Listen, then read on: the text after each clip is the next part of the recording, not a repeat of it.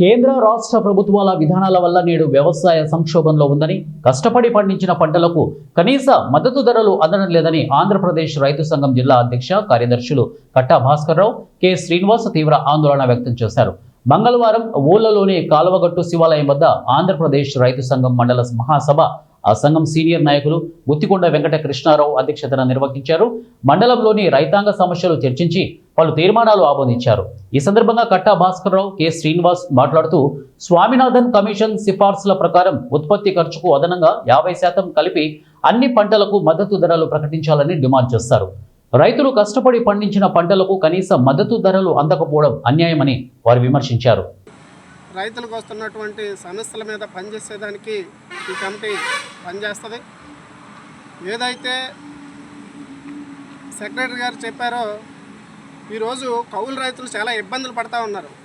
ఈ క్రాప్ చేసేదానికి కానీ, అలాగే రైతు భరోసా ఇస్తూ ఉన్నారు. రైతు భరోసా వాస్తవంగా పంటకు సంబంధించిందిగా అది మనం భావించాలి. ఆ పంటకు సంబంధించింది కౌలు రైతుకి ఇస్తే ఉపయోగపడదు తప్ప, ఎవరైతే భూ యజమాని ఉన్నారో ఆ భూ యజమానికి ఇస్తే అది ఉపయోగకరంగా ఉండదు.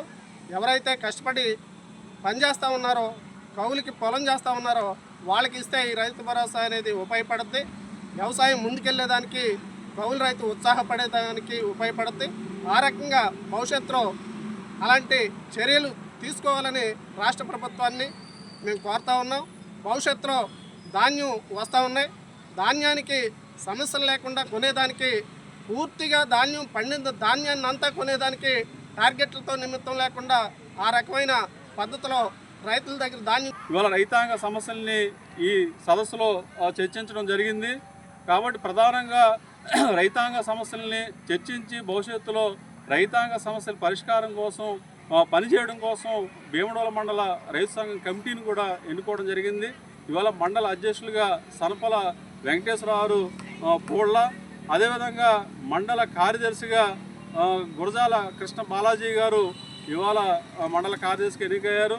అలాగే ఉపాధ్యక్షులుగా సహాయ కార్యదర్శులు కూడా ఎన్నిక జరిగింది. గొడవతి రామారావు గారు ఉపాధ్యక్షులుగా, అట్లాగే సహాయ కార్యదర్శిగా గుండుగోలకు సంబంధించిన మరపాని సత్యనారాయణ గారు కూడా ఎన్నికయ్యారు. మరో 8 మందితో నూతన కమిటీని ఎన్నుకున్నాం. భవిష్యత్తులో ఈ కమిటీ ఈ మండలంలో రైతాంగ సమస్య మీద కూడా పనిచేస్తూ ఉంది. అంటే ఇప్పటికే అనేక సమస్యల మీద రైతు సంఘం కృషి చేస్తుంది. భవిష్యత్తులో రైతులను ఐక్యం చేసి సంఘటితం చేసి మరింత కృషిని పెంచే దానికోసమే అన్ని మండలాల్లో కూడా కమిటీలు ఏర్పాటు చేస్తూ ఉన్నాం. రైతు సంఘాన్ని గ్రామ స్థాయి నుంచి మండల స్థాయి వరకు బలోపేతం చేసే దానికోసం తగిన ప్రయత్నాలు చేస్తూ ఉన్నాం. అయితే ప్రధానంగా కేంద్ర రాష్ట్ర ప్రభుత్వం అనుసరిస్తున్న విధానాల వల్ల ఇవాళ రైతాంగం తీవ్రంగా నష్టపోతూ ఉన్నారు, ఇబ్బంది పడుతూ ఉన్నారు. ఇవాళ కేంద్ర ప్రభుత్వం అయితే వ్యవసాయాన్ని కార్పొరేటీకరించాలని చెప్పేసి కొత్త చట్టాలు తీసుకొస్తూ ఉంది. అంటే అంబానీ, అదానీ లాంటి కార్పొరేట్ కంపెనీలకు మేలు చేసే విధానాలు తప్ప రైతులకు ఉపయోగపడే విధానాలు ఎక్కడ కూడా అమలు కావడం లేదు. అందుకు మేము అడుగుతా ఉన్నాం, రైతు పెట్టిన పెట్టుబడికి అదనంగా 50% కలిపి మద్దతు ధరలు నిర్ణయించాల్సిన అవసరం ఉంది. స్వామినాథన్ కమిషన్ సిఫార్సును అమలు చేయాల్సిన అవసరం ఉందని చెప్పేసి కూడా మేము ప్రధానంగా డిమాండ్ చేస్తూ ఉన్నాం. అదేవిధంగా రేపు ధాన్యం కొనుగోలు సమస్యలు కూడా ముందుకు వచ్చే పరిస్థితి ఉన్నది. ఇవాళ కేంద్ర ప్రభుత్వం ప్రకటించిన మద్దతు ధర రైతాంగానికి ఏమాత్రం సరిపోదు. కాబట్టి కేంద్ర ప్రభుత్వం ప్రకటించిన మద్దతు ధరకు అదనంగా ఇవాళ రాష్ట్ర ప్రభుత్వం కేరళ ప్రభుత్వం వలె కనీసం 500 రూపాయలు, ఎందుకంటే కేరళ క్వింటాల్కి 900 రూపాయలు బోనస్ ఇచ్చి ధాన్యం కొనుగోలు చేస్తూ ఉంది. కానీ ఆంధ్ర రాష్ట్రంలో ఆ రకంగా బోనస్ ఇవ్వడం లేదు.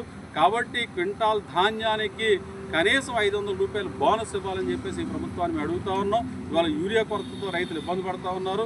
యూరియా కొరత సమస్య పరిష్కరించాలి.